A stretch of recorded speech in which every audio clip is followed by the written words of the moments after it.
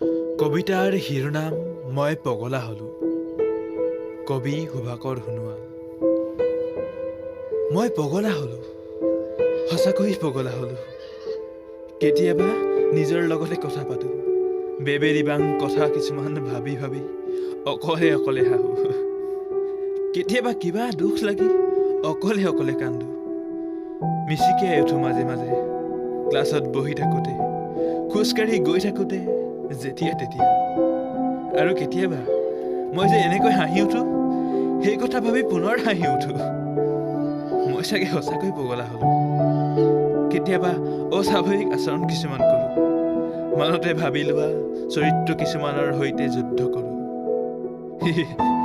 কেতিয়াবা কি যে হৈ যায় নহয়, হঠাৎ কিবা হৈ অন্যমনস্ক হৈ পৰে।